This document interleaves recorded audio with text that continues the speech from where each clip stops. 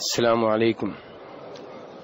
إن الحمد لله نحمده ونستعينه ونستغفره ونعوذ بالله من شرور أنفسنا ومن سيئات أعمالنا، من يهده الله فلا مضل له ومن يضلل فلا هادي له.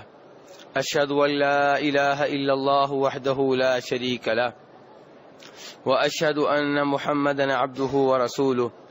أما بعد، فإن خير الحديث كتاب الله وخير الهدي هدي محمد صلى الله عليه وسلم وشر الأمور محدثاتها وكل محدثة بدعة وكل بدعة ضلالة وكل ضلالة في النار. نبی صلی اللہ علیہ وسلم سے محبت ہمارے ایمان کا حصہ ہے، اور آپ سے محبت کی کئی ایک نشانیاں ہیں، کئی ایک علامات ہیں. ان علامات میں سے ایک بڑی علامت یہ ہے کہ مسلمان آپ کی خاطر، آپ کے دفاع میں جان دینے کے لیے تیار ہو، اپنا مال لٹانے کے لیے تیار ہو. اور صحابہ کرام میں آپ سے محبت کی سبھی نشانیاں پائی جاتی تھیں، تو یہ نشانی بھی ان میں بدرجہ اتم پائی جاتی تھی. چنانچہ کئی مواقع پہ انہوں نے نبی صلی اللہ علیہ وسلم کی خاطر اپنا مال لٹایا اور آپ کے دفاع میں اپنا خون بہانے کے لیے تیار ہو گئے. غزوہ احد یہ وہ معرکہ ہے جو مدینہ منورہ میں لڑا گیا، احد پہاڑ کے قریب لڑا گیا. اس معرکہ میں اللہ تبارک و تعالیٰ نے پہلے مسلمانوں کو فتح دی، لیکن جب مسلمانوں نے نبی صلی اللہ علیہ وسلم کے ایک حکم کی نافرمانی کی تو فتح شکست میں تبدیل ہو گئی. وہ حکم یہ تھا کہ احد پہاڑ کے قریب ہی، اور آج کل کے شہدائے احد کے قبرستان کے قریب جو چھوٹا سا پہاڑ ہے جسے جبل الرما کہتے ہیں، تیر اندازوں والا پہاڑ، اس پہ آپ نے 50 تیر انداز کھڑے کیے تھے تاکہ اس سائڈ سے آ کے کافر مسلمانوں پہ حملہ نہ کر سکیں. اور ان تیر اندازوں کو یہ ہدایت دی گئی تھی کہ صورتحال جو بھی ہو تم نے اپنی جگہ نہیں چھوڑنی، اور اگر تم یہ دیکھو کہ ہمیں ختم کر دیا گیا ہے اور پرندے ہماری لاشوں کو نوچ رہے ہیں، تب بھی تم نے اپنی جگہ نہیں چھوڑنی. لیکن جب مسلمانوں کو فتح ملی اور کافر میدان چھوڑ کے بھاگنے لگے تو ان مسلمانوں میں سے کئی ایک جو جبل الرما پہ تھے، تیر اندازوں والے پہاڑ پہ تھے، انہوں نے کہا کہ اب ہمارے اوپر رہنے کا کوئی مقصد نہیں ہے. ہماری ڈیوٹی اس لیے لگی تھی کہ ہم اس سائڈ سے کافروں کو مسلمانوں پہ حملہ نہ کرنے دیں، لیکن اب صورتحال یہ ہے کہ کافر میدان چھوڑ کے جا رہے ہیں. یعنی کہ حدیث کے مقابلے میں عقل کو لڑایا گیا. یہ غلطی ہوئی اور نتیجہ کیا نکلا کہ جب 50 میں سے 40 تیر انداز نیچے اتر آئے تو کافروں کے ایک گروپ کے سربراہ خالد بن ولید تھے. خالد بن ولید اس وقت تک مسلمان نہیں ہوئے تھے، اور یہ کافروں کا وہ گروپ تھا جو گھوڑوں کے اوپر تھا، گھڑ سوار دستہ. خالد بن ولید نے جب دیکھا کہ تیر اندازوں والا پہاڑ تقریباً خالی ہو چکا ہے تو انہوں نے اوپر سے چکر کاٹ کر اس پہاڑ کے اوپر حملہ کر دیا. 10 تیر انداز موجود تھے، انہوں نے اپنی طاقت کے مطابق دفاع کیا، لیکن بڑے گھڑ سوار دستے کا مقابلہ نہ کر سکے، ایک ایک کر کے شہید ہو گئے. اب یہ کافر جو جبل الرما کو فتح کر چکے تھے وہ نیچے اترے، اور مسلمان پیچھے مڑ کے نہیں دیکھ رہے تھے بلکہ ان کی توجہ ان کافروں کی طرف تھی جو ان کے سامنے سے بھاگ کر جا رہے تھے. اب یہ گھڑ سوار دستے کا حملہ ان کے پیچھے سے ہوا ہے. پیچھے سے حملہ جب ہوا تو افراتفری کا شکار ہو گئے، اس حملے کی کوئی توقع نہیں تھی. اتنی دیر میں وہ کافر جو آگے بھاگ کر جا رہے تھے وہ بھی واپس آ گئے. اب پیچھے سے بھی کافر، آگے سے بھی کافر، درمیان میں مسلمان. صورتحال سمجھ نہ سکے، افراتفری کا شکار ہو گئے. کئی لوگوں نے میدان چھوڑ دیا، کئی مایوس ہو کر بیٹھ گئے. رسول اکرم صلی اللہ علیہ وسلم ان کی نظروں سے اوجھل ہو گئے. تو ایک ایسا موقع آیا جب رسول اکرم صلی اللہ علیہ وسلم کے ساتھ صرف 12 آدمی تھے. کتنے آدمی تھے میرے بھائیوں؟ 12. اور اب سے روایت شروع ہو رہی ہے امام نسائی کی، جو انہوں نے بیان کی ہے جناب جابر بن عبداللہ کے حوالے سے، کہ آپ ایک جگہ پہ موجود تھے، آپ کے ساتھ صرف 12 صحابہ کرام تھے، اور کافروں کی مکمل توجہ آپ کے اوپر تھی. وہ چاہتے تھے کہ آپ کو نعوذ باللہ ختم کر دیا جائے تو سارا اسلام ختم ہو جائے گا. اس لیے وہ پورا زور لگا رہے تھے کہ آپ تک پہنچا جائے. جب نبی صلی اللہ علیہ وسلم نے کافروں کے ایک جتھے کو، ایک گروہ کو اپنی جانب آتے دیکھا تو آپ نے بلند آواز سے کہا من للقوم، کہ ان کا مقابلہ کون کرے گا؟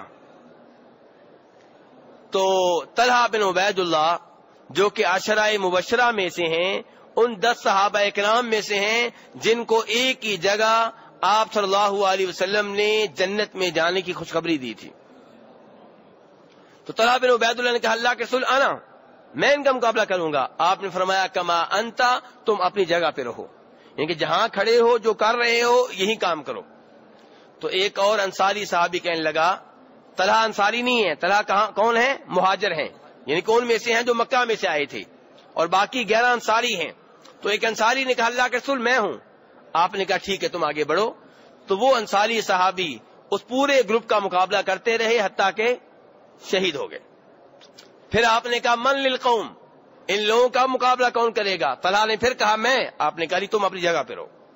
ایک اور انصاری صحابی آگے بڑھے اور بڑی بہادری سے لڑے، اور لڑتے لڑتے اپنی جان اللہ کے حوالے کر دی. پھر آپ نے کہا من للقوم، اب کون مقابلہ کرے گا؟ پھر طلحہ نے کہا میں اللہ کے رسول. آپ نے فرمایا نہیں، تم اپنی جگہ پہ رہو. دیکھیے شہادت کا کتنا شوق ہے کہ طلحہ بن عبید اللہ کو ایک بار کہہ دیا گیا کہ اپنی جگہ پہ رہو، لیکن شہادت کی تڑپ اتنی ہے، اللہ کی راہ میں جان دینے کی تمنا اتنی ہے، رسول اکرم صلی اللہ علیہ وسلم سے محبت اتنی ہے کہ ہر صحابی چاہتا ہے کہ مجھے جان دینے کا موقع پہلے ملے. بہرحال ایک ایک کر کے یہ 11 صحابہ اکرام شہید ہو گئے. تب طلحہ بن عبید اللہ رہ گئے. پھر اللہ کے رسول نے ان کو موقع دیا، وہ آگے بڑھے، اور وہ اکیلے ایسے لڑے جیسے وہ 11 صحابہ کرام لڑے تھے. لڑتے لڑتے ان کے ہاتھوں کی انگلیاں کٹ گئیں اور ان کے منہ سے آواز نکلی. تو فرمایا نبی صلی اللہ علیہ وسلم نے کہ اگر تم یہ آواز نکالنے کی بجائے بسم اللہ کہتے تو فرشتے تمہیں اٹھا لیتے اور لوگ دیکھ رہے ہوتے. بہرحال میرے بھائی کہنے کا مطلب یہ ہے کہ یہاں پہ ان 11 صحابہ کرام نے اللہ کو خوش کرنے کے لیے نبی صلی اللہ علیہ وسلم کا دفاع کرتے ہوئے، آپ سے محبت کا اظہار کرتے ہوئے اپنی جان دے دی. اور طلحہ بن عبید اللہ نے بھی بہت زبردست مقابلہ کیا. وہ شہید نہیں ہوئے، زندہ رہے، لیکن اپنے ہاتھوں کی انگلیاں کٹوا دیں، بلکہ ان کا ایک ہاتھ ہمیشہ کے لیے نکارا ہو گیا، شل ہو گیا تھا. قیس بن ابی حازم کہتے ہیں، بخاری شریف کی روایت ہے، کہتے ہیں کہ میں نے طلحہ کا وہ ہاتھ دیکھا جس ہاتھ سے وہ نبی صلی اللہ علیہ وسلم کا دفاع کرتے رہے تھے، وہ نکارا ہو چکا تھا، شل ہو چکا تھا. تو میرے بھائی یہ ہے صحابہ اکرام کی پیارے نبی صلی اللہ علیہ وسلم سے محبت. آج کا کوئی آدمی اس محبت میں ان کا مقابلہ نہیں کر سکتا. ہمارے لیے انہی کی محبت میں مولا ہے، ہم نے اس محبت میں انہی کی نقش قدم پہ چلنا ہے. میرے بھائیوں، جناب ابو بکر صدیق رضی اللہ عنہ کہا کرتے تھے کہ احد کا دن طلحہ کا ہے، جسے آج کی زبان میں کیا کہتے ہیں کہ احد کے ہیرو کون ہیں؟ طلحہ بن عبید اللہ ہے رضی اللہ تعالی عنہ. اسی لڑائی میں ایک اور واقعہ ہوا جس کا حوالہ بخاری شریف کا ہے، اور روایت کرنے والے اس حدیث کو آپ کے خادم جناب انس ابن مالک رضی اللہ عنہ ہیں، اور اس روایت کا تعلق ان کے ستیلے والد ابو طلحہ سے ہے. ابو طلحہ کے بارے میں کہتے ہیں جناب انس کہ وہ بہترین قسم کے تیر انداز تھے. جب نبی صلی اللہ علیہ وسلم کو چھوڑ دیا گیا، صحابہ کرام افراتفری کا شکار ہو کے دائیں بائیں ہو گئے اور آپ تنہائی کا شکار ہو گئے. تو تب ابو طلحہ جو ہے، پہلے طلحہ تھے، اب کون ہے؟ ابو طلحہ. طلحہ مہاجر ہے مکہ کے، ابو طلحہ مدینہ کے ہیں. تو ابو طلحہ کی بات ہو رہی ہے کہ ابو طلحہ نے کیا کیا، انہوں نے ڈھال چمڑے کی پکڑی ہوئی تھی اور نبی صلی اللہ علیہ وسلم کا دفاع کر رہے تھے. اگر کہیں سے تیر آتا اپنی ڈھال آگے کر دیتے, تلوار آتی اپنی ڈھال آگے کر دیتے, نیزہ آتا اپنی ڈھال آگے کر دیتے. اور ساتھ ساتھ جو ہی موقع ملتا دشمنوں کے اوپر تیر بھی برساتے, اور تیر برساتے برساتے اس دن ان کے ہاتھوں سے 2 یا 3 کمانیں ٹوٹیں. اور فرماتے ہیں جناب انس بن مالک, ابو طلحہ کے پاس سے جب کوئی صحابی گزرتا اس کے پاس تیر ہوتے, اللہ کے رسول فرماتے کہ اپنے تیر ابو طلحہ کے حوالے کر دو کہ یہ تیروں کی بارش کریں گے کافروں کے اوپر. اور اس موقع پہ انس بن مالک کہتے ہیں, اسی حدیث میں کہتے ہیں کہ نبی صلی اللہ علیہ وسلم سر اٹھا کر کافروں کی طرف دیکھنے کی کوشش کرتے. ابو طلحہ کہتے اللہ کے رسول لا تشرف, اللہ کے رسول آپ سر اوپر نہ اٹھائیں, لا یصب کا سہم من سہام القوم, کہیں دشمن کا کوئی تیر آپ کو نہ لگ جائے, میرا سینہ آپ کے دفاع کے لیے حاضر ہے. تو میرے بھائی یہ ہے صحابہ کرام رضوان اللہ علیہم اجمعین کی آپ سے محبت. تو میرے بھائیو, ہر مسلمان کے دل میں آپ صلی اللہ علیہ وسلم کی محبت ایسے ہی ہونی چاہیے. آپ کے احادیث کے اوپر عمل کرنے کا جذبہ ہو, آپ کو دیکھنے آپ کی دیدار کا شوق ہو, آپ کے دفاع میں خون دینے کا شوق ہو, آپ کے دفاع میں مال لٹانے کا شوق ہو, اور انسان کو ان سے محبت ہو جن سے رسول اکرم صلی اللہ علیہ وسلم کو محبت تھی. تو میرے بھائی, آپ کی محبت کے تعلق سے یہ گفتگو انشاءاللہ آئندہ کئی دروس میں بھی جاری رہے گی. اب میں آپ کے سوالوں کی طرف آتا ہوں.